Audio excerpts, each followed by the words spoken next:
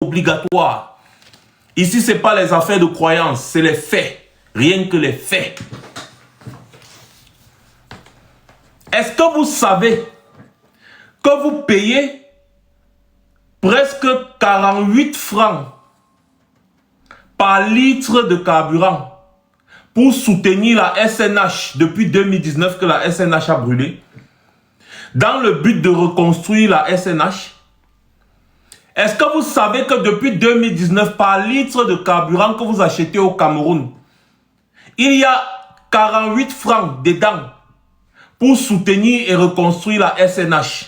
Est-ce que vous le savez? Nous vous avons parlé du pétrole camerounais ici depuis. La Sonara, merci Eman, je suis un peu... Nous vous avons parlé du pétrole camerounais ici, non? La Sonara qui avait brûlé, merci Eman, merci pour la rectification, merci beaucoup. C'est ça, c'est pour ça que vous êtes intéressant. Vous vous souvenez ici, là, je vous parlais du pétrole, je peux vous montrer les anciennes vidéos de comment le pétrole est détourné. L'argent du pétrole et le pétrole camerounais sont détournés.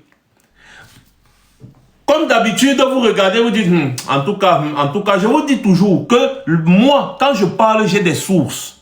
Quand je vous dis que Chantal Biaingongo, c'est des amants, c'est parce que j'ai des informations, des gens qui sont avec eux.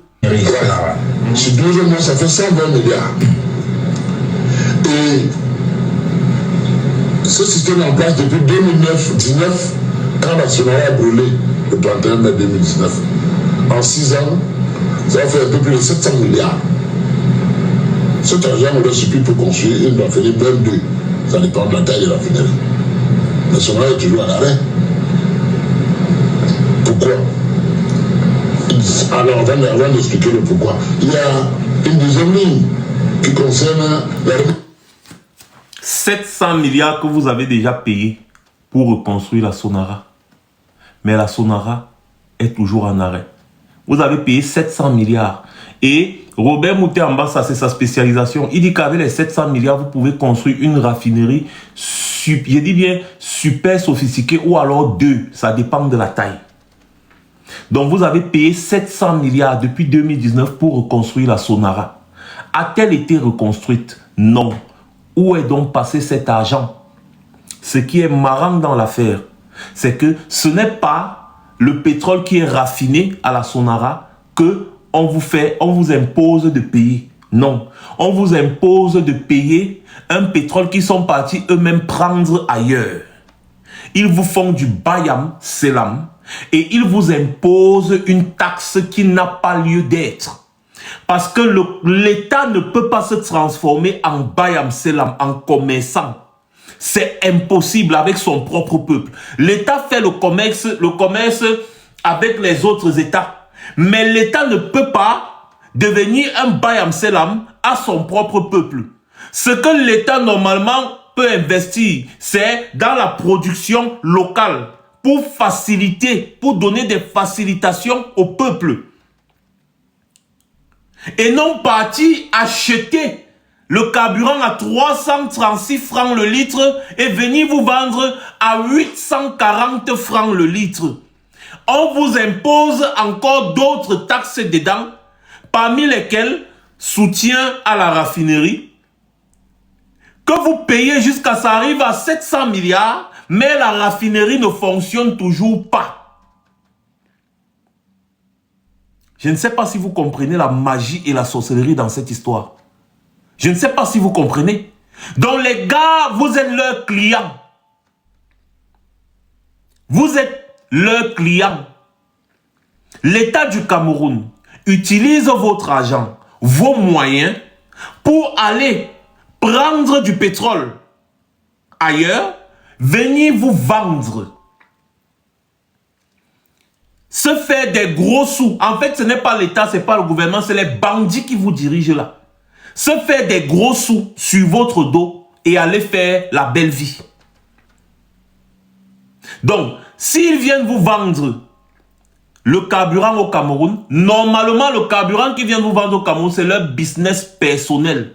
Personnel. Ce n'est pas une affaire de que... C'est leur business personnel. Ils se sont partagés ce business entre eux, les amis. Chantal Bia, en tête, avec sa copine Nathalie Moundiki, la femme de Adolphe Moundiki. Oswald Baboké, les Amougou Belinga, ce sont ces gens-là qui gèrent le pétrole au Cameroun. Et c'est pour ça que vous voyez Bruno Bidjan à la grande gueule. Parce que Bruno Bidjan est dans ça au nom de Amougou Belinga qui est son patron. Donc Bruno Bidjan gère un peu ce genre de truc là aussi maintenant. Et il marche avec ces gens-là. Ce sont ces gens-là non seulement qui le couillent, mais qui lui, vous voyez un peu, qui lui font des facilitations parce qu'on lui donne un peu d'argent et tout ça, les petits trucs comme ça là. C'est pour ça que Bruno Bidjan affiche tout le luxe qu'il affiche là. Et il est arrogant comme il est arrogant parce qu'on lui a promis protection et autres. L'argent qu'il y a dedans ne dit pas son nom. Et c'est vous les clients. Parce que ça ne profite en rien au pays. Rien du tout. C'est avec cet argent-là donc que les Brenda Bialou, les jets privés, alors que vous n'avez pas d'avion au Cameroun. Vous écoutez la sorcellerie, c'est pas moi qui dis, c'est un membre du RDPC parce qu'il en a marre. Il en a marre. Parce que c'est juste un clan qui mange. Et ce n'est pas tout. Écoutez. Il y a encore une autre taxe qu'on vous impose dans ce prix-là. Écoutez. C'est l'état des infrastructures qui est rentré en service il y a peut-être 2 ans. Elle est à 22,5 francs de litre en plus de 47. Vous comprenez? Ça fait en 2 ans, ça fait moins 120 milliards. Alors, nous nous trouvons avec par exemple près de 850 milliards depuis 2019 que le Cameroun paye pour remettre la Sonara en état et autres. Mais cela, ça ne bouge pas. Pourquoi ça ne bouge pas? Les gens pensent que l'arrêt de Sonara, en fait, aide ceux qui sont rentrés dans le business pour faire le trading. C'est-à-dire acheter le carburant à l'étranger, venir le vendre au Cameroun, ça leur donne une grosse marge aux bénéficiaires. Et tout le monde s'est mis dans le système. Ça fait que les Camerounais paient le carburant cher parce qu'il y a tous ces gens qui sont dans le système. Vous avez donc compris, non? Donc les gars ont détruit exprès la Sonara et ils ne sont pas, n'est-ce pas, ils ne veulent pas reconstruire la Sonara parce que si la Sonara est reconstruite et qu'on raffine le pétrole camerounais, le business là, leur business va s'écouler. Donc c'est eux-mêmes qui ont détruit la Sonara pour pouvoir, n'est-ce pas, agrandir ce marché de Bayam-Selam du pétrole. C'est ça que Robert Moutamba, ça vous dit. C'est-à-dire que les gars se sont constitués un business sur votre dos. Et les gars ne dépensent rien. Parce que c'est l'argent du Cameroun et l'État du Cameroun qui sert de garant auprès de ces traders-là. C'est ça. Donc, ils s'en vont prendre le pétrole, ils viennent, ils se distribuent en quantité, ils mettent dans leur station-service, ils vous vendent, ils gagnent c'est-à-dire qu'une marge énorme, j'ai dit énorme sur vous, mais le pays n'avance pas. Le pays va avancer comment? Quand c'est leur business, l'argent entre directement dans leur poche. L'argent entre directement dans leur poche.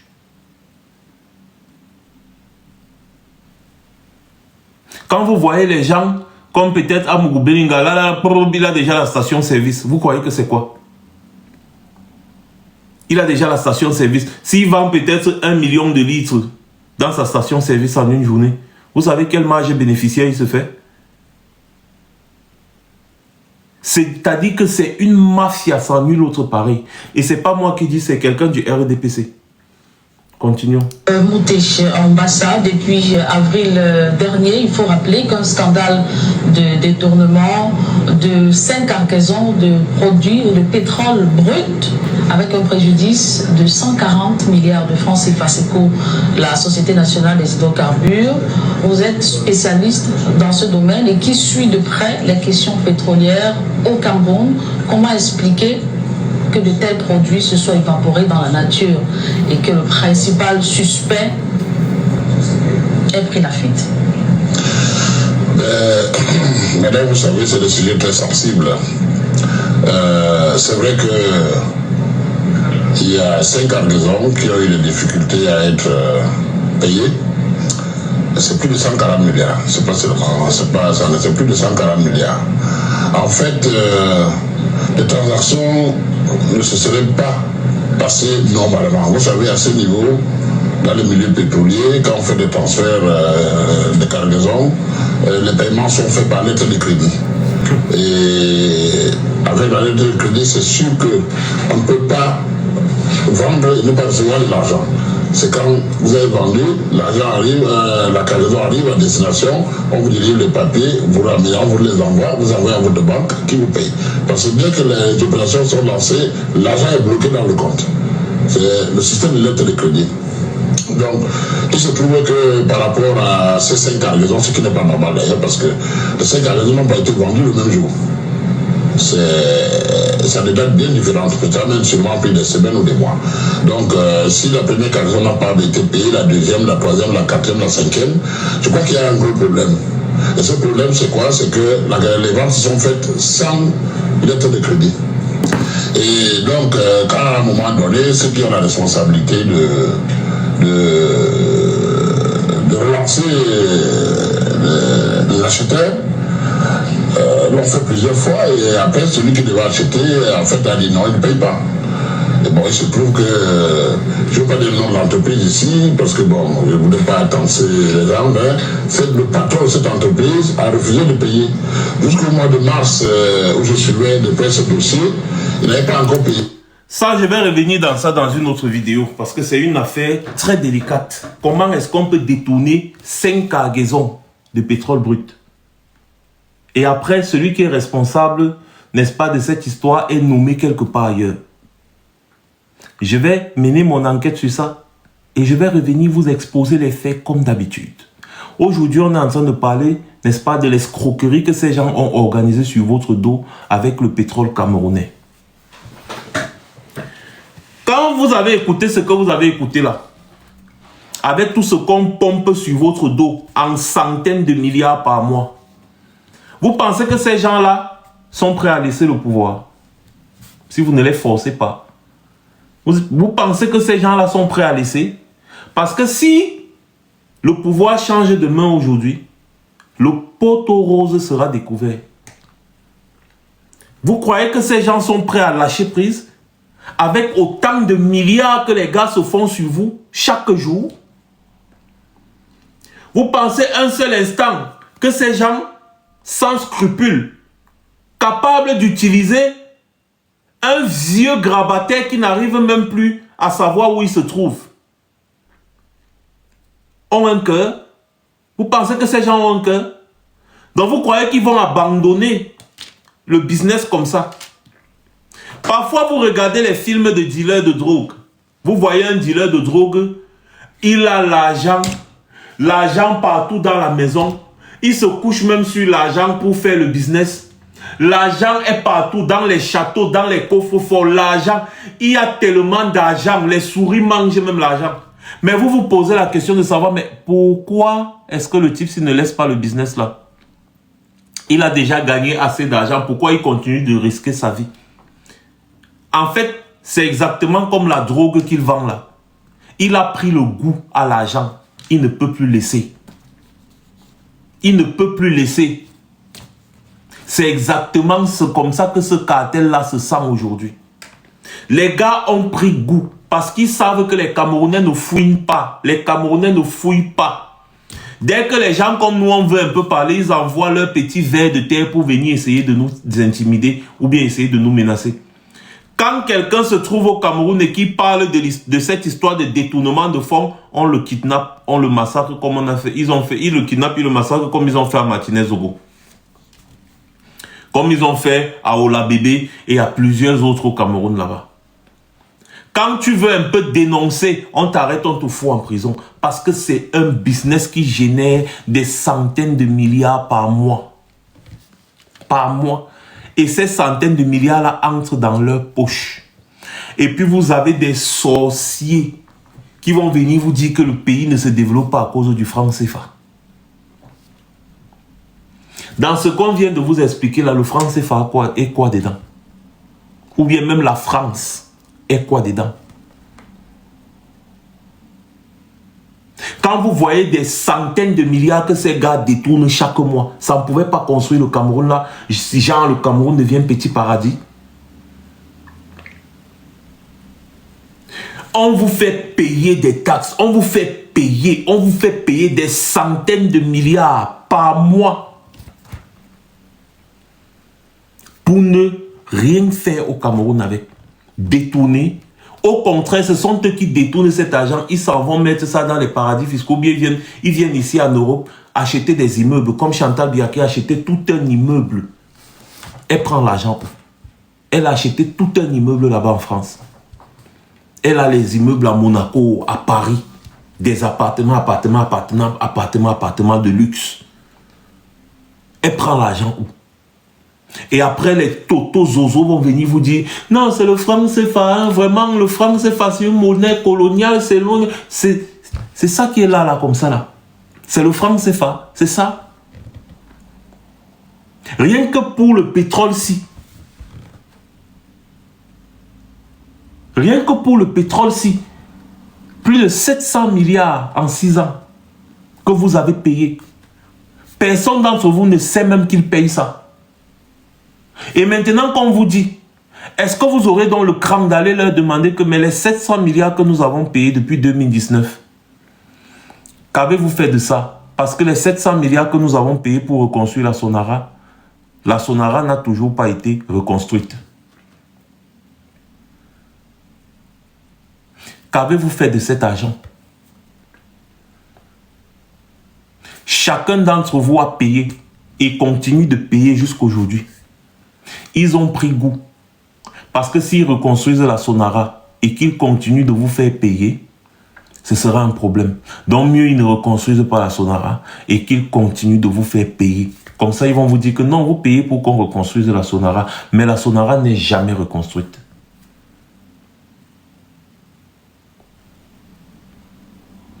Allez vous poser des questions.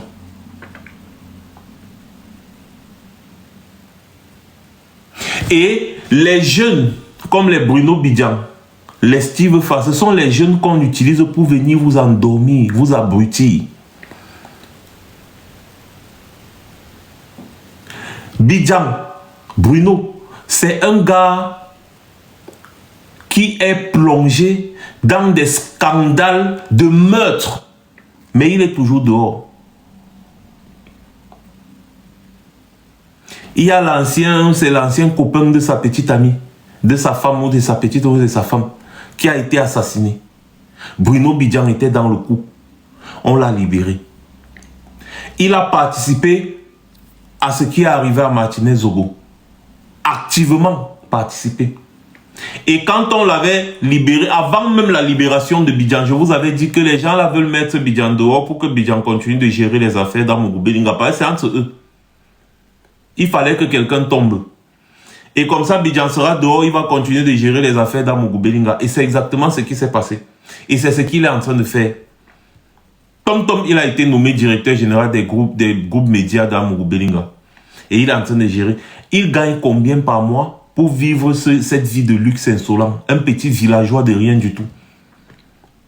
Qui est sorti du village, il est venu là dans la maison d'Amougoubelinga, il lavait le sol. Aujourd'hui, il va dire qu'il est le directeur général de...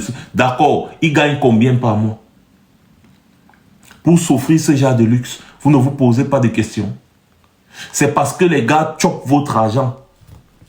Les gars mangent l'argent du pétrole au Cameroun. Parce que je vous rappelle encore, pour ceux qui n'étaient pas là, Amougoubelinga est entré dans le business de la vente du pétrole. Vous croyez que c'est un hasard? Amougoubelinga est dans ce coup-là. Et donc maintenant, Bruno Bidjan, il est dedans, puisqu'Amougoubelinga est en prison, c'est Bruno Bidjan qui gère.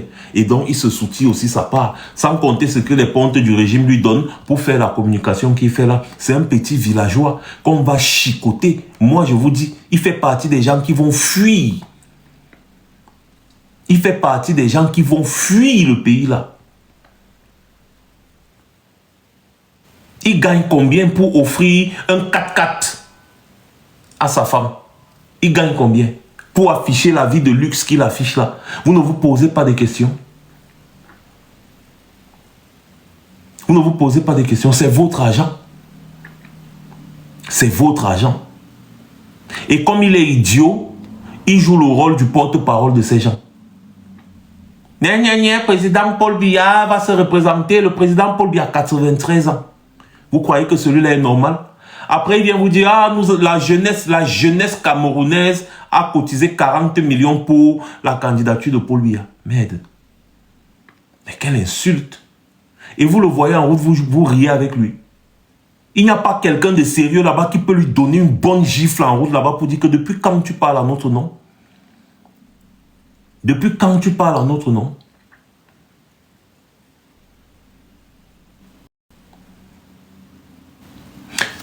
Bidjan, fais tes choses là, reste au Cameroun. Parce que si tu viens ici en Europe un jour et que je te croise, je vais piétiner ta tête. Ce qu'on avait fait à Ernest Obama, c'est petit. Je vais piétiner ta tête. Je vais mettre ta tête dans une rigole et je vais la piétiner. Je vais filmer. Parce que c'est comme ça qu'on traite les gens comme toi là. Ce que tu as fait à Martinez Zogo avec tes complices. Tôt ou tard, tu iras en prison pour ça. Ce régime va tomber. Et je vais voir comment tu vas t'échapper, mon petit. Je vais voir. Vous pensez que ce qui arrive dans d'autres pays, là, ça ne va pas aussi arriver au Cameroun? N'est-ce pas? Je vais voir comment, mon petit, je vais voir comment tu vas t'échapper. Moi-même, je suis curieux de voir ça. Je vais voir comment tu vas t'échapper. Octobre-ci, c'est le Terminator. Et il faut savoir qu'à partir du moment où je parle là, toutes les personnes arrogantes, méprisantes vis-à-vis du peuple camerounais, nous avons les caméras rivées sur vous. Quand tu marches, il faut avoir peur même de ton ombre. Parce que vous n'allez pas vous échapper. Nous, on n'est pas des lâches. On vous dit déjà que vous êtes nos cibles. Et ce régime va tomber. La mafia que vous avez organisée sur le dos du peuple camerounais pour stocker des milliards, là, ça va finir. Rien n'est éternel. Ça va finir. Et quand ça va finir, on va se croiser. On va se croiser. Vous pensez que vous allez fuir le pays pour partir? Non. Partir où? À partir comme tu as commencé, c'est-à-dire que comme tu as commencé à être tellement arrogant vis-à-vis du peuple, on a fait notre choix, j'ai fait mon choix. D'accord, tu as fait ton choix, il faudra assumer. Aucun endroit, sache que tous tes pas, tes faits et gestes sont scrutés au millimètre près. Scrutés au millimètre près. Et c'est même une bonne chose pour toi parce qu'on ne va même pas permettre aux voyous, même si un voyou veut peut-être t'agresser pour arracher ton téléphone, on ne va pas permettre. Parce que tu seras notre viande. Et nous, on n'est pas des sauvages, genre on va te faire ce que vous avez fait à Martinez Zogo. Non. Non. Non, on n'a pas ce temps. C'est qu'on va t'attraper, on va te mettre en prison. Et là où on va te mettre en prison, là, ce sont les prisonniers là qui vont s'occuper de ton cas. Parce qu'ils aiment bien la chair fraîche comme toi. On va pas te prendre pour te mettre... non, on va te mettre en prison, n'est-ce pas? Avec des gars qui aiment la chair fraîche. Tu vas rester là-bas. Parce que c'est l'endroit que tu mérites, assassin de ton état. Ta femme aussi là, celle qui te fait appeler ta femme aussi, on a son dossier. On a son dossier. Et on va traiter votre focop. Quand on parle un peu, vous commencez à dire, oh, tout ce que vous avez fait, c'est menacé. Mais vous passez tout le temps à nous menacer, non? Pourquoi quand maintenant nous on fait comme vous, ça vous dérange? Ça vous dérange? Ça vous dérange? Quand nous on fait comme vous là, ça vous dérange? Man, les gens comme vous ne pouvez pas vivre dans des pays où on applique la loi fermement contre tout le monde. Tu es là-bas au Cameroun parce qu'il y a, comment dire, il y a le favoritisme, comme tu es la femmelette de certains individus qui sont au pouvoir, tu penses que tu es... Non. Les jeunes comme vous là, vous allez lire leur déclaration des biens, déclaration des revenus. Si quelque part vous avez fait un petit blanchiment d'argent, mais on va fouiner dans vos vies. Même le petit là que Steve Fa, mon petit, on sait que les réseaux sociaux donnent l'argent. Ça on sait. Mais tu vas devoir justifier la provenance de tout ton argent. Même jusqu'au dernier, c'est-à-dire même au centime près, tu vas devoir justifier. Si on se rend compte qu'il y a un petit flou, on va saisir tout ça. Moi, quelqu'un comme moi, comme ça, je serai en avant. Je serai votre cauchemar. Je serai votre cauchemar. Quand moi je fais mes vidéos enregistrées, hein, je vous dis toujours ça. D'ailleurs, quand je fais et puis je publie encore sur mon compte YouTube, tous mes directs sont là-bas parce que moi je sais de quoi je suis capable et ce que je vais faire. Je sais. J'ai les moyens de créer une ONG rien que pour fouiner dans vos vies. Jusqu'au centime près. Et vous savez très bien que le blanchiment d'argent est puni sévèrement par la loi. Vous allez déclarer, même si vous avez des biens aux États-Unis ou vous avez des biens en Europe, on va mettre tout ça, c'est-à-dire qu'on va mettre les médias sur vous. Vous allez déclarer d'où vient votre argent.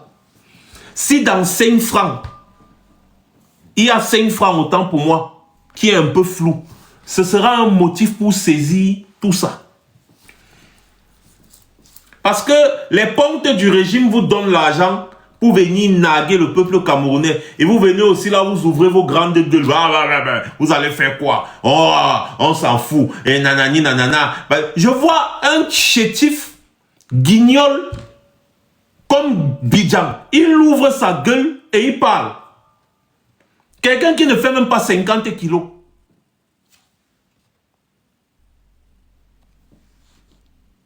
Un ver de terre. Il ouvre sa bouche et il gueule les gens.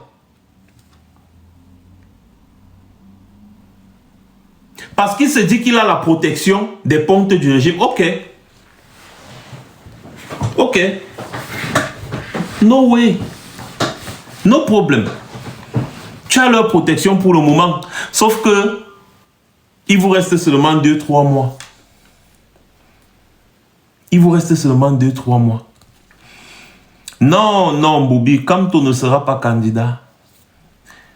Kamto ne sera pas candidat. Ne te dérange pas. Il ne sera pas candidat. Il sera président de la République. Il va prendre ses fonctions en octobre là. Ne dérangez pas. Vous êtes encore au niveau de la candidature. Non. Lui, il est le futur président de la République. Je vois qu'il y a un peu, je ne sais pas. Moi, je dis, je suis très sérieux et prenez ça comme vous voulez, mais c'est une promesse. Bidjan. Tous les jeunes là qui sont payés, tous les jeunes qui sont payés pour naguer le peuple, la jeunesse camerounaise, la vraie jeunesse camerounaise qui en a marre. Vous tous qui êtes payés pour naguer cette jeunesse là, ne vous dérangez pas. Vos noms sont bien écrits quelque part et on ne va pas vous oublier.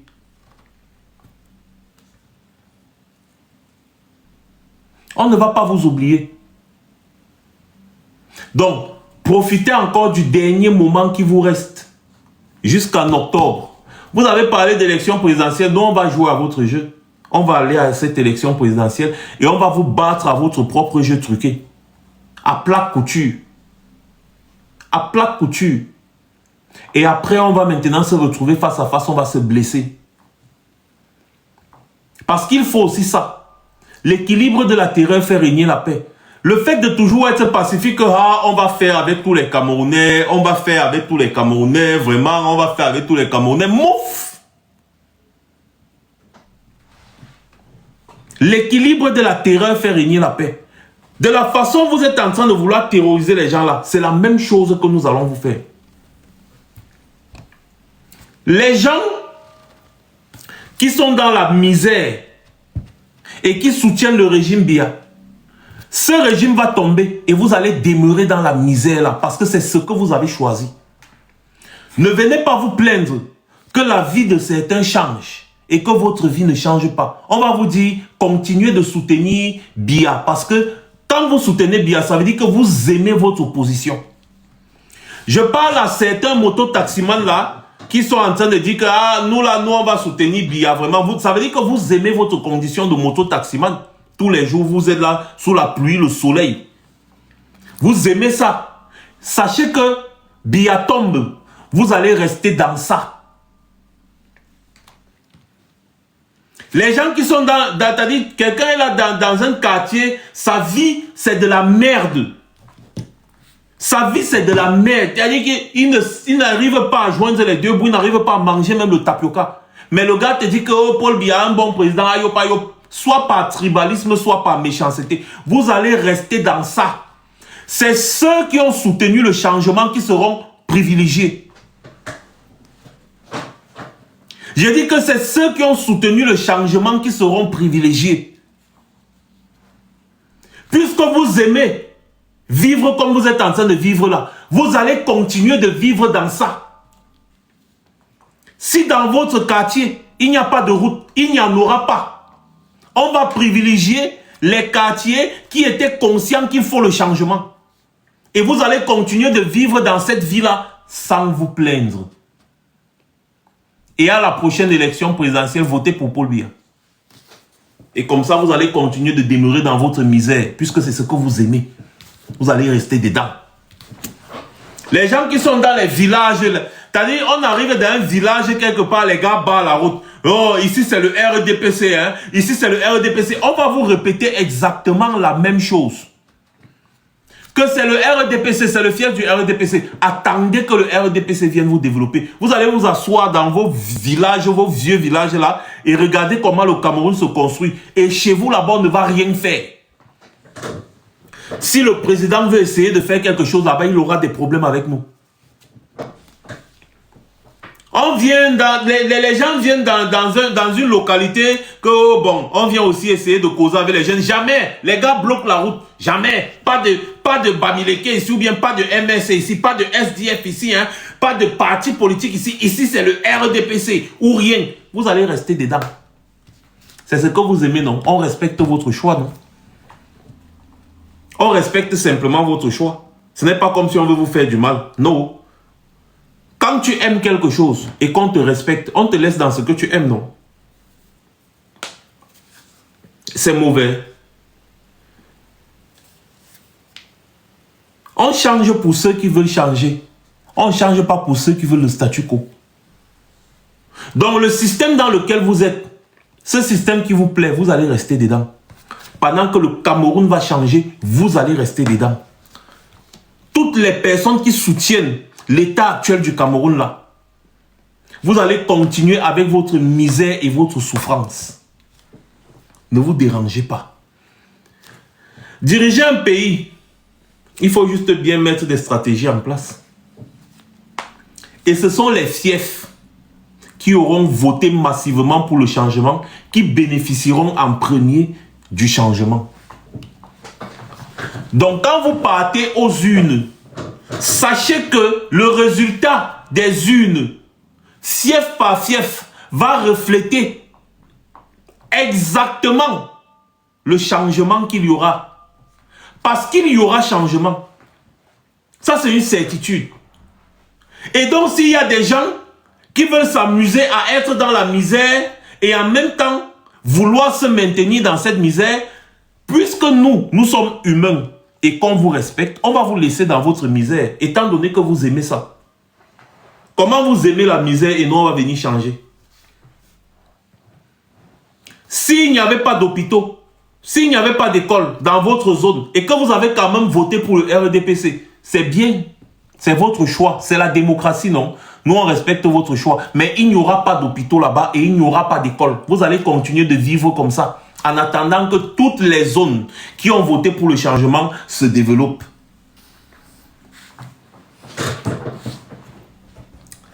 Vous voyez, peut-être aux États-Unis, vous avez vu un fief, disons, parlons peut-être de la Californie, qui vote massivement pour un président. Hein? Et après, un autre fief, un autre État, peut-être, je ne sais pas, le Kentucky ou je ne sais pas autre, vote pour une autre personne. Quand le président qui a été voté par la Californie arrive au pouvoir, vous pensez qu'il va privilégier qui? Il va aller au Kentucky là-bas? Non, il va d'abord commencer par privilégier les zones où les gens sont conscients du changement et ces gens ont voté pour son programme. C'est par là qu'il commence. C'est comme ça. Et maintenant, le Kentucky, après, on va dire que bon, comme on ne peut pas on va voir ce qu'on peut faire. C'est ça. C'est vous qui choisissez, c'est vous qui faites votre choix. Le pire ici, c'est que vous êtes conscient que Biya détruit le Cameroun, mais certains d'entre vous veulent absolument que Biya reste pour continuer de détruire le Cameroun. On va donc vous laisser. C'est inconcevable et inadmissible que quelqu'un soit au Cameroun, dans une localité, il n'y a pas de route. Mais le gars vient, il met les trucs en route, il barre. Parce qu'on est venu lui dire que non, il faut arrêter, il faut que le Cameroun change. Il est réfractaire au changement. Alors, le même ne peut pas venir se plaindre demain quand il y a un autre président qui n'y a pas de changement chez lui. Mais on va lui dire que, mais mon frère, c'est toi qui avais bloqué la route ici, là, qu'on ne vienne pas, non? Nous, on considère toujours que la route est bloquée. Vivez dans votre misère. Pas d'électricité, pas d'eau potable, pas de route, pas d'école, pas d'hôpitaux. Le premier dispensaire se trouve à 50 km. Et même pour arriver là-bas, c'est les problèmes. Et quel dispensaire même? Une maison en terre battue, construite de fortune comme ça là, avec un petit lit en bambou. Et une aide soignante qui est en même temps docteur, en même temps chirurgien, en même temps tout, elle est là. Vous allez vous gérer d'abord comme ça parce que c'est ce que vous aimez.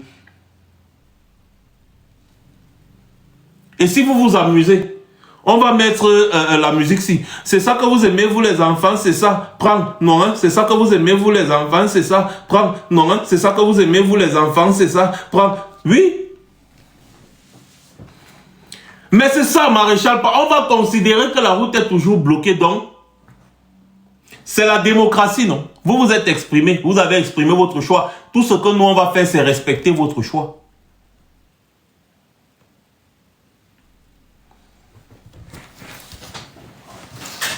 Parce qu'il faut que les choses changent radicalement. Il y en a marre. Il y en a marre qu'on voit toujours comment les choses vont mal. Mais les feignants qui sont dans ça continuent d'être ceux qui veulent se moquer de nous. Mais vous allez rester dans ça. Vous allez rester dans ça. On va partir aux élections. On va gagner. Mais sachez que toutes les localités qui auront voté pour Biya vont demeurer comme elles sont aujourd'hui. Comme elles ont toujours été sous l'air Biya. Si Biya a bien construit là-bas, tant mieux. Si Biya a mal construit, tant pis. Vous allez continuer de vivre comme ça. On va d'abord se concentrer sur les zones qui voulaient vraiment le changement. Parce que ce serait une injustice. Et ce serait antidémocratique que des gens votent pour le changement et d'autres votent pour le statu quo. Quand on arrive au pouvoir, on veut aller s'occuper de ceux qui ont voté pour le statu quo, alors on veut faire égal. Non! Non, c'est une injustice. Et nous, on n'est pas là pour l'injustice, on est là pour la justice. C'est antidémocratique. Ça ne se fait pas. Donc, tout leader sérieux va commencer, n'est-ce pas, par ceux qui veulent le changement, ceux qui ont besoin du changement. Est-ce qu'on va partir se mettre à changer les choses chez les gens qui n'ont pas besoin du changement? Ah. Donc ça, c'est pour répondre aux questions des gens qui disent souvent que mais de toutes les façons, le développement va commencer où? On va commencer à construire quelle route? On va commencer... Ça, ce sont les calculs politiques. Donc, c'est-à-dire que on va regarder telle zone a voté massivement, n'est-ce pas, pour le changement. Eh bien, c'est par là qu'on commence. Telle zone a voté pour le statu quo, malgré la misère, la souffrance. Ils ont quand même voté pour cette misère et pour cette souffrance. On respecte leur volonté. C'est parce qu'on vous aime. C'est parce qu'on vous aime, on respecte votre volonté. Il y a des gens qui aiment la misère, la souffrance, la pauvreté. Tout comme dans les relations, il y a les gens qui aiment la douceur, il y en a qui aiment la brutalité, il y en a qui aiment le sadomasochisme, il y en a même qui aiment le hard crade. Donc, pourquoi est-ce qu'on va aller à l'encontre de votre volonté? Si vous aimez la saleté, vous aimez vivre dans les moustiques, vous aimez la misère, parce que c'est ce que Biya vous a donné, et vous partez encore voter pour Biya. Non, mais vous allez rester dans ça. Hein? Donc, vous allez partir voter pour Biya. Et demain, vous allez vous plaindre que non, voici le nouveau président. Il a alors fait quoi? Non, mais il ne va rien faire pour vous. Du moins, pas au début. Il va d'abord se concentrer pour ceux qui voulaient le changement. C'est par là-bas qu'il va commencer. Ok. Et ce n'est pas nouveau. Hein. Oui, BMN, il y en a qui aiment être étranglés, étouffés. Il y a tellement. Donc, on va respecter le choix de tout un chacun. On va respecter le choix de tout un chacun. Si tu choisis la misère, on va respecter ta misère que tu as choisie. On te laisse dedans. On te laisse dedans. Donc, si tu veux voter pour le changement, c'est bien. Comme ça, là, on va équilibrer les choses. Moi, hein, vous savez, il ne suffit pas seulement de combattre un régime, mais il faut aussi surveiller le nouveau dirigeant. Et nous, on s'est donné cette mission. Moi, je ne suis rien. Je ne serai pas ministre ou de quoi. Déjà, je n'ai rien à voir avec les gens du MLC ou bien même des... C'est-à-dire que ce n'est même pas envisageable. Parce qu'il y a... C'est-à-dire qu'au milieu de Maurice Kamto, il y a des gens qui sont dotés de tellement de capacités que ce n'est même pas déjà envisageable que moi, Max Seigneur, je sois nommé quelque part pour diriger quoi que ce soit. Je n'ai pas ces capacités-là. À la limite, je peux décider de venir au Cameroun et me battre pour être élu, soit dans une localité, soit à l'Assemblée nationale. Ça, c'est dans mes moyens. Je ne veux pas, je ne suis pas dans ce genre d'histoire de nommer des machins. Donc, je vois déjà certains venir là dire que, comme tu vas te nommer si, comme tu vas te nommer, que je suis qui? J'ai quoi? Devant les têtes pensantes qu'il y a autour de Maurice Kamto. On ne peut pas prôner l'excellence et après on va venir se mettre à accepter la médiocrité. Non. Maurice Kamto sait déjà quels sont les hommes qu'il va mettre où il faut mettre. Et ce sont des hommes capables. C'est des hommes capables. Donc si moi peut-être par exemple si je veux venir au pays et je veux briguer quelque chose, je vais briguer c'est-à-dire qu'une élection locale ou une élection à l'Assemblée nationale. Et je suis sûr que j'ai assez de popularité pour être élu député au Cameroun. Assez, beaucoup même. Député d'une localité au Cameroun, je suis capable de l'être. Sans trop de dérangement. Pour le financement de ma campagne, j'ai tellement de personnes qui se proposent, c'est-à-dire les gens me proposent tellement de trucs que pour devenir député au Cameroun, pour moi, c'est rien. Je pars, je choisis une localité, je me concentre là-bas, je monte des projets avec une équipe de campagne, on bat campagne, les gens vont me voter parce que je suis quelqu'un d'honnête. Et quand je serai là-bas, je vais travailler comme il faut pour eux. Déjà, les gars voient ma détermination quand je ne suis rien. Donc, imaginez si je prends quelque chose. Donc, en fait, c'est ça. C'est ça. Donc, quand je vous dis que nous, on va contrôler le nouveau président, c'est Maurice Kamto. Nous, on va dire à Maurice Kamto que le père, il ne faut pas de l'injustice. Il faut commencer par ceux qui voulaient le changement. Ce n'est que justice. Mais Yves Bassek, je me sous-estime comment quand je dis que je ne suis pas assez capable. Je ne suis pas un technicien comme les gens qui entourent Maurice Kamto. En quoi est-ce que je me sous-estime? Je ne me sous-estime pas. Au contraire, je peux être beaucoup plus populaire qu'eux. Mais eux, ce sont des techniciens parce que normalement dans des pays sérieux, les ministres sont des techniciens. C'est-à-dire que quand on dit des techniciens, c'est des gars qui maîtrisent. Donc, je ne peux pas prétendre avoir le niveau de ces grands professeurs capables, n'est-ce pas, de maîtriser un domaine, un secteur au Cameroun. Non, je ne peux pas. Ça, c'est être prétentieux, ce n'est pas se sous-estimer, non. Par contre, je sais que vis-à-vis de ma popularité, et je connais quel est le rôle d'un député, je peux très bien jouer le rôle d'un député. Je peux très bien jouer le rôle d'un député. Je suis capable, n'est-ce pas, de discernement. Donc, pour être député, n'est-ce pas, ça, je peux. Ça, je peux. Mais en ce qui concerne les ministres, lorsque vous voulez vraiment un pays sérieux, mettez les gens capables à des postes qu'il faut. Ministre des Postes et Télécoms, vous mettez quelqu'un qui est capable. Ministre de la Santé, vous mettez quelqu'un qui est capable, qui maîtrise le domaine. Ministre des Transports, vous mettez quelqu'un qui maîtrise le domaine. Vous mettez quelqu'un qui maîtrise le domaine. Et ils sont nombreux. Ils sont nombreux. Comme ça. Vous voyez un peu? Voilà. Donc moi je vous dis déjà, s'il y a quelque chose à faire au Cameroun, c'est au niveau de l'Assemblée nationale, c'est au niveau des collectivités territoriales, c'est-à-dire que peut-être président régional, pourquoi pas, ou alors maire, si on change le rôle des maires, bien évidemment, maire, voilà, c'est-à-dire que ça c'est des trucs qui sont dans mes cordes, voilà. Par contre, les autres des technocrates, des techniciens là non. Mais mon frère Miki Parkid, je suis un exilé politique. interdit d'accès dans les ambassades. Comment je vais faire pour te montrer une carte d'électeur toi-même? Ne viens pas me demander à moi, va demander à ces gens pourquoi est-ce qu'ils ne veulent pas qu'on vienne dans les ambassades. Ouais, vous aimez trop les problèmes, les Camerounais. Tu viens dire ça comme ça parce que tu veux te moquer de moi. Non, moi je suis un exilé politique. Exilé politique, je ne peux pas voter. Je ne peux pas voter. Comme des millions de Camerounais ici en diaspora, mais hormis de ça, il y a aussi des millions et des millions de Camerounais qui vont voter. Et ce sont eux qui vont voter pour Maurice Kamto. Et quand Maurice Kamto sera président, moi je vais cesser d'être exilé politique. Je pourrais repartir à l'ambassade, me faire un joli passeport camerounais. Ensuite, pouvoir partir au Cameroun. En ce qui concerne la vie en Europe, ma famille est ici. Mes enfants sont britanniques. Donc, moi, je n'ai pas de problème de titre de séjour ou bien de quoi. Moi, j'ai une résidence indéterminée au Royaume-Uni. Je viens ici, je pars quand je veux. J'ai une résidence indéterminée ici. On dit résidence permanente. Indefinite leave to remain. C'est ça que j'ai. Donc, je n'ai pas ce genre de point. Ma famille est ici, ma femme est ici, elle est britannique. Mes enfants sont britanniques.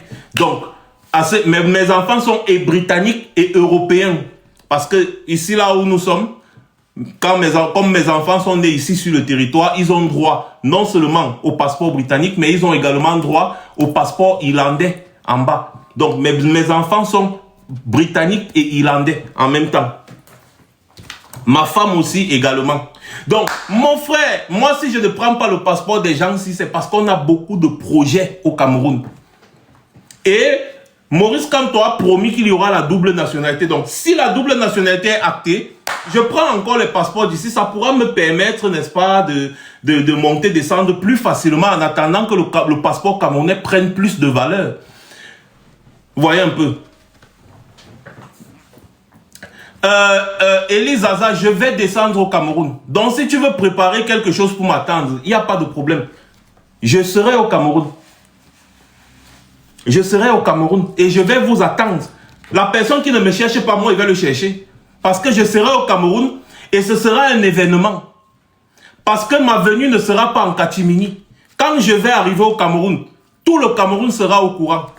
Pas seulement moi, nous tous qui sommes bloqués ici à l'extérieur. Bonsoir, Bamileke, comment tu vas? Je sens que les partages vont commencer intensément. Quand nous, là, avec les Félix, là, les Maureen, là, on va arriver au Cameroun. Avec les Bamileke, les Josiane Nenda, les grands Menems, hein? Tous les gars qui sont ici actuellement connectés, là, tous les gars et les go, là. Quand nous, on va arriver au Cameroun, ouais, ce sera un événement. Donc, vous n'allez pas dire que vous n'étiez pas au courant que nous sommes là. Ce sera un événement qui sera filmé. Parce que déjà, je ne suis pas n'importe qui. Ce sera un événement. Quand on va arriver là-bas, à l'aéroport de Nsimalen, mais ce sera un événement. Hein? Vous croyez que c'est quoi? Ce sera un événement. Donc ne vous dérangez pas, on sera au Cameroun. Ne vous dérangez pas. On sera au Cameroun. Et ce pays-là va changer. La méritocratie, c'est ce qu'on prône. Et nous savons très bien que les médiocres sont réfractaires au changement. Les médiocres, comme les Bondoayolo, dans quel pays sérieux Atangandi peut être ministre? Dans quel pays sérieux Atangandi peut être ministre? Dans quel pays? Vous-même, dites-moi. Un bandit, fabricant de fausses monnaies, féman, escroc. Il fabriquait également les faux papiers. Vous voyez les gars qui fabriquent les faux tampons de cachet là et consorts, c'était le travail d'Atangandi. Avec Amougou Belinga, c'était des potes. Atangandi a fait 3 fois la prison de New Bell. 3 fois, pas une fois, pas 2 fois, 3 fois la prison de New Bell. Les faux chèques. Les gars ont fait tomber une banque avec le faux, usage de faux, escroquerie en bande organisée, trafic en tout genre. Ce sont les motifs qui l'avaient envoyé en prison. Hein. Faux et usage de faux, escroquerie en bande organisée, trafic en tout genre. Mais le voilà qui est parachuté ministre de l'administration territoriale. La Campost, ils ont fait tomber la Campost. Hein? Le voilà qui est parachuté ministre de l'administration territoriale. Et puis voilà son chef, son ami, Amougou Belinga, on ne sait pas à quelle magie, il est subitement devenu milliardaire du jour au lendemain. Subitement, Amougou Belinga est devenu milliardaire subitement du jour au lendemain. Mais il n'y a qu'au Cameroun qu'on peut voir ça. Et ça se comprend parce que le pays est dirigé par les médiocres. Et ces médiocres-là sont réfractaires à la méritocratie. Donc quand ils voient quelqu'un comme Maurice Kamto, ils sentent que Maurice Kamto aime la méritocratie. Maurice Kamto aime le travail bien fait. C'est pour ça que lorsque vous voyez l'entourage de Maurice Kamto, mon frère, vous-même vous vous asseyez comme ça, vous dites que le PSI. Parce que Maurice Kamto d'abord lui-même c'est la méritocratie incarnée. Et oui. C'est pour ça, quand vous voyez même peut-être ce même Kouagne là, il tourne à gauche, il tourne à droite. C'est parce que Kouagne lui-même, il sait que dans un pays de méritocratie, mon frère, on ne peut pas le compter. Parce que quand vous regardez le parcours, la vie de Kouagne, vous voyez que ce n'est que d'échec en échec. Il vient donc se consoler en campagne, il dit que de victoire en victoire. Mais non, sa vie c'est d'échec en échec dans tout ce qu'il a entrepris. Oui. Vous avez vu la publication du journal, c'est même encore quel journal là, on dit que les hirondelles ou c'est les hirondelles sont de retour. Depuis 2017, on ne les voit pas. Mais à l'approche de la campagne présidentielle, ils sont là. Depuis 2018, après la campagne présidentielle, autant pour moi, on ne les voyait plus. Vous avez vu Joshua Ochi quelque part depuis 2018. Pourquoi il y a même parfois, on parle même de Kouagne parce que c'est nous qui parlons de lui. Mais sinon, vous avez vu Serge Espoir Matomba depuis 2018. La nouvelle expression, merci. Vous avez vu Matomba depuis 2018. Qui fait l'actualité politique au Cameroun depuis au moins ce 2017? C'est pas Maurice Kamto. Donc arrêtez ça. Quelqu'un travaille, il fait, on voit. Et vous pensez qu'il ne va pas avoir les fruits de son travail? Mais Maurice Kamto est le futur président de la République du Cameroun. Il faut qu'on répète ça tous les jours, que ça entre dans votre ciboule de moineaux, des hirondelles là. Et celui qui n'est pas content, c'est son problème.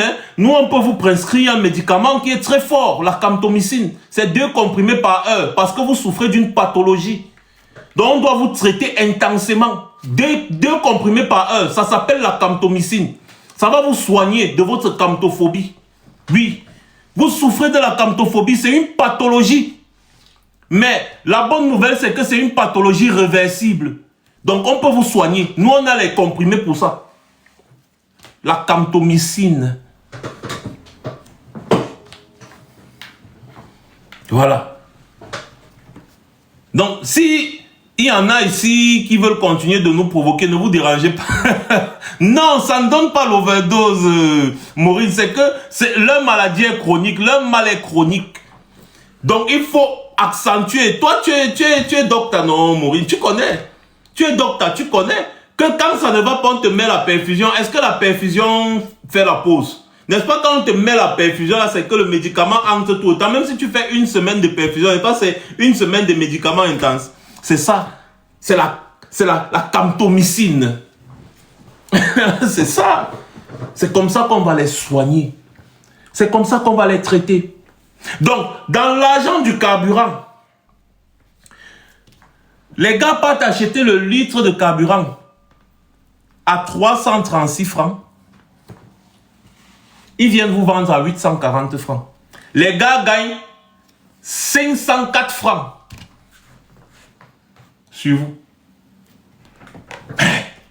504 francs par litre. Et vous consommez au minimum 200 millions de litres de carburant par mois. Faites le calcul et mettez en commentaire. Ne vous méprenez pas. Ce n'est pas le carburant du Cameroun qui est raffiné par la raffinerie du Cameroun et qui est revendu sur le marché, non.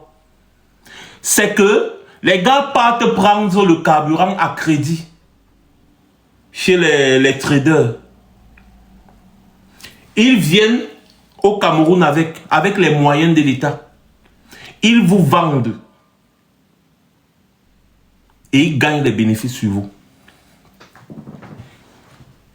Ensuite, ils viennent vous dire qu'ils subventionnent le carburant. Quel carburant? Quel carburant? Ils subventionnent quoi? Où? À 1000 milliards par an.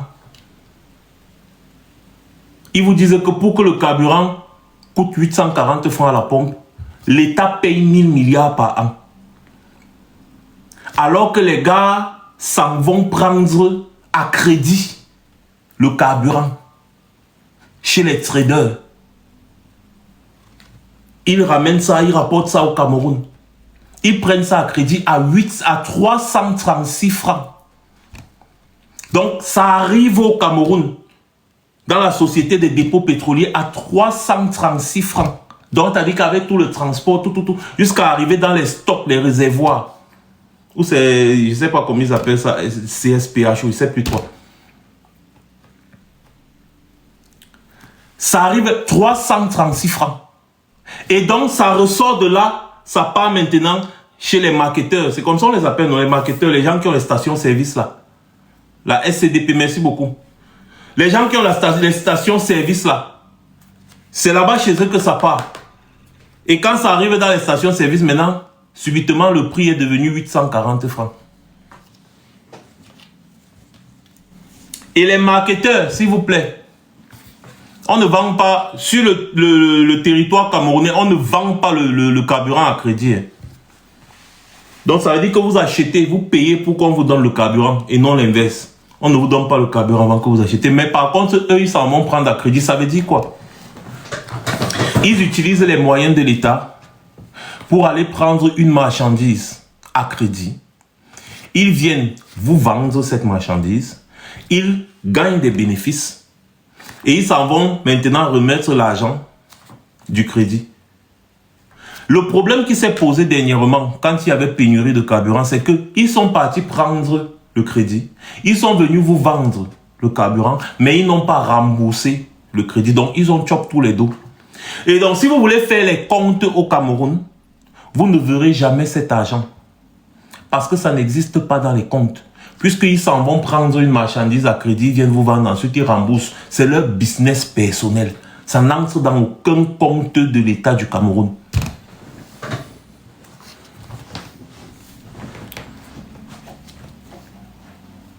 Ils utilisent le nom de l'État et les moyens de l'État pour faire cette transaction. Ils utilisent le nom de l'État et les moyens de l'État pour faire leur business personnel. Puisque le carburant qui vous est vendu n'existe dans aucun stock. Ce n'est pas le carburant camerounais, le pétrole camerounais qui est exploité au Cameroun qu'on vous vend. Parce que le pétrole brut camerounais est destiné exclusivement à l'exportation. D'ailleurs, il y a eu une chute drastique. On a eu une perte d'au moins 33 milliards. Depuis que Nathalie Mundiki a pris les rênes de on appelle la SNH. Puisque son mari, Adolphe Mundiki, est fatigué, il est malade. Donc le pétrole camerounais a connu une perte d'environ 33 milliards. On ne sait pas ce qui se passe.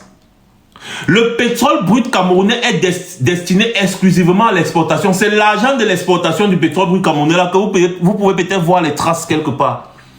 Par contre, le carburant qu'on vous vend, gasoil, super, et même le pétrole, qu'on vous vend dans les stations-service et consorts là, c'est-à-dire que vous n'allez trouver les traces de ça nulle part. Parce que c'est un business à part qui appartient à certains individus en privé.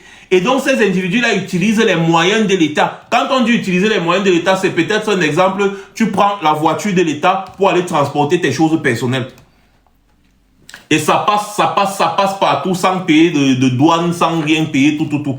En même temps, ils viennent vous imposer de payer les douanes, de payer les taxes, de payer les ceci, de payer les cela. Sur quel produit? Tu payes la TVA.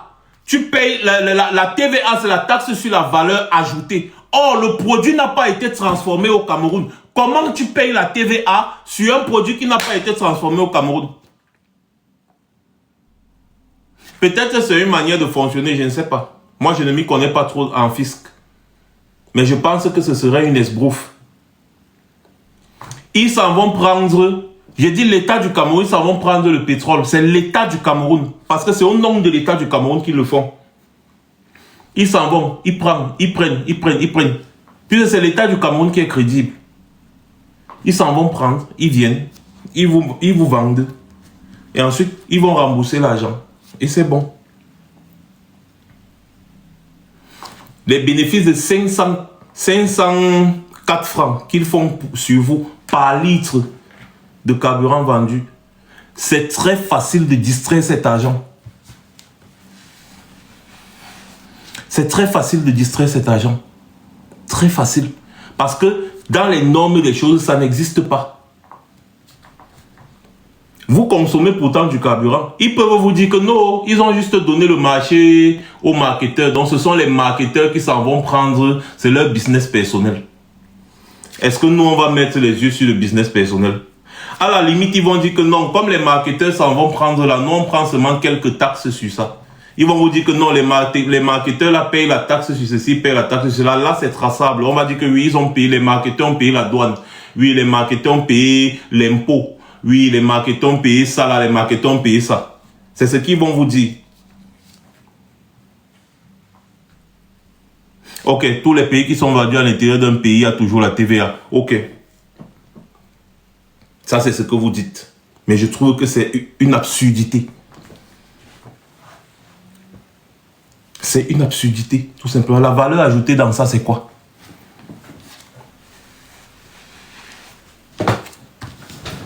C'est toute cette mafia-là que je ne comprends pas avec le Cameroun. Et les Camerounais continuent de payer, sans se poser des questions.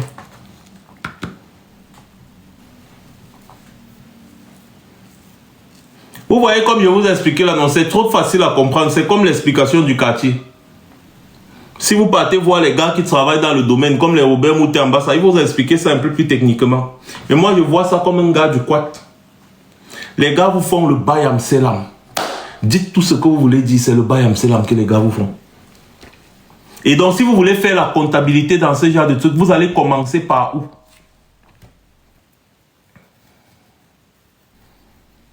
Vous allez commencer par où?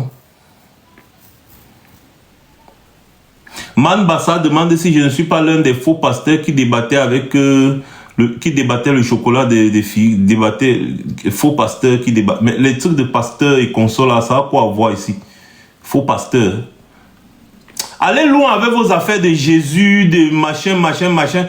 Quelqu'un qui est dans un pays à une époque où je ne sais même pas quoi, on dit qu'il y avait quelqu'un là-bas que ses frères ont tué et puis il est mort pour nous. Des chèvres comme ça là. Je suis là dans mon pays. Mes ancêtres sont là, ils se sont battus.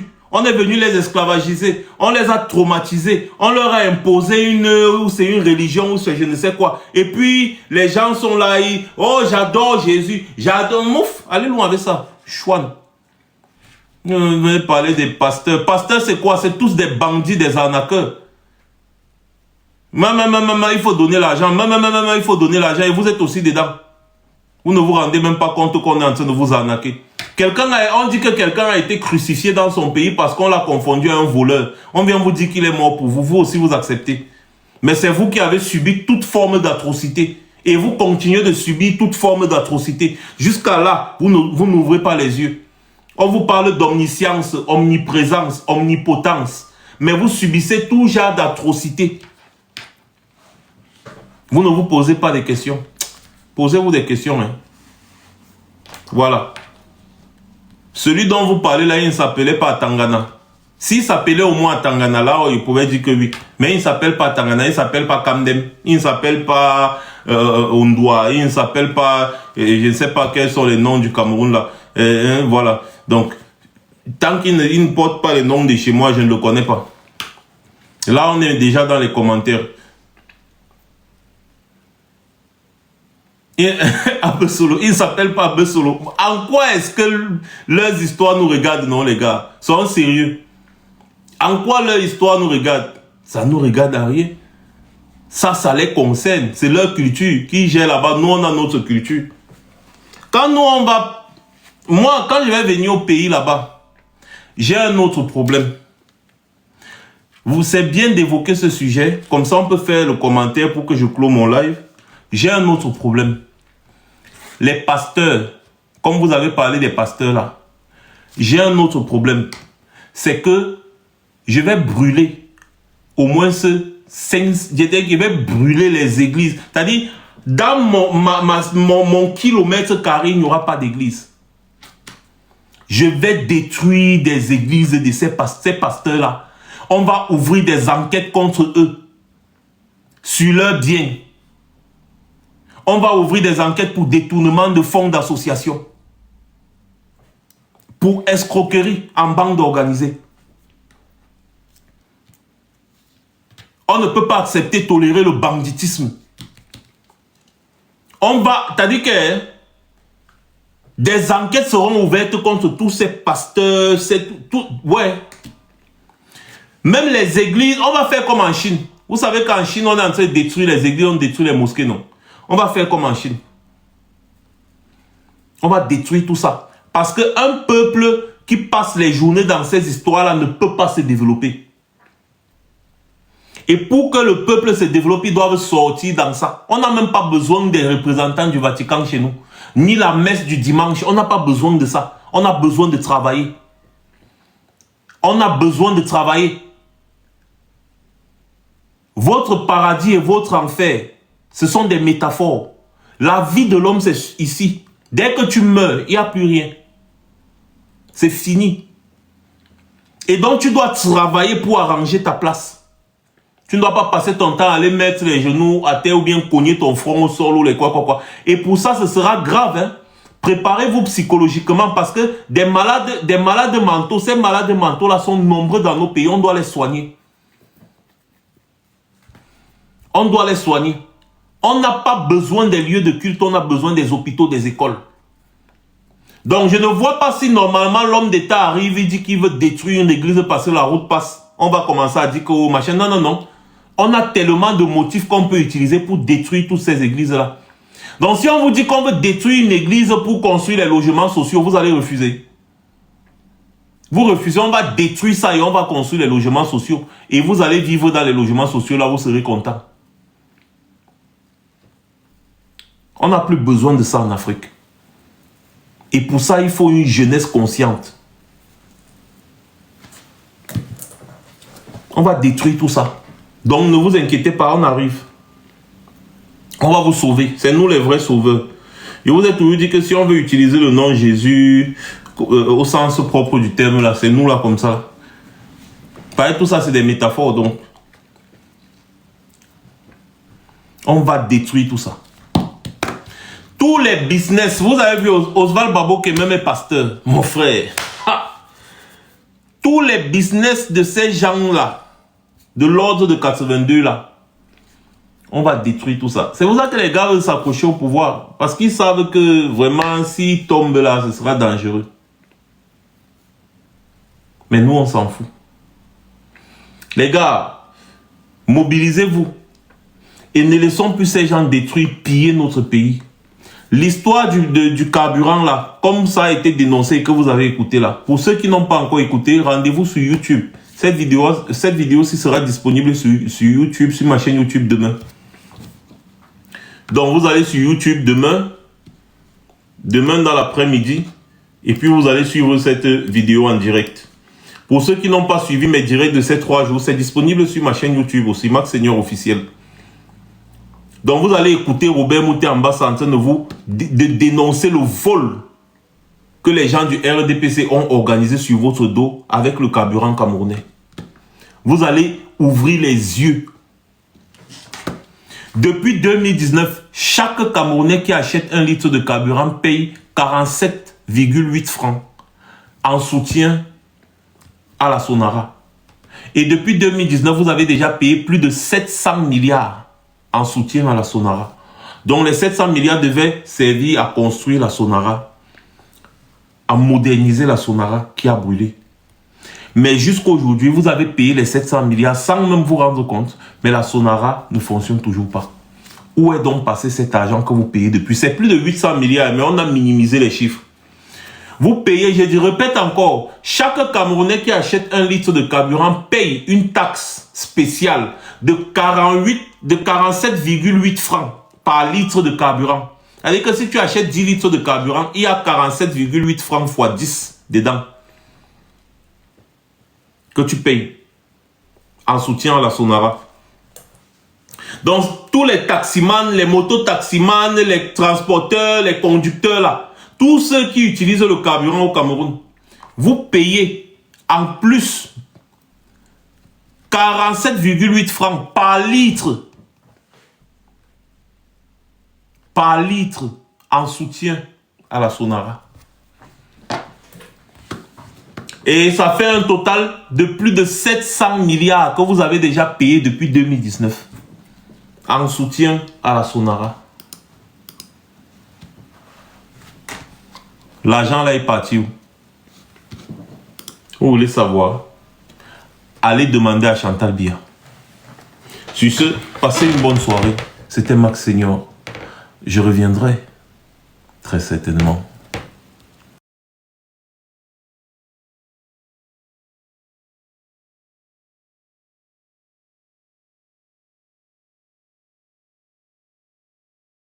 Qu'est-ce qui s'est passé entre-temps pour que cette petite devienne dépressive jusqu'à être comme elle est? Il y a quelque chose qui se cache et nous allons cramer, nous allons découvrir ça en octobre. Si cette petite entre-temps est devenue dépressive,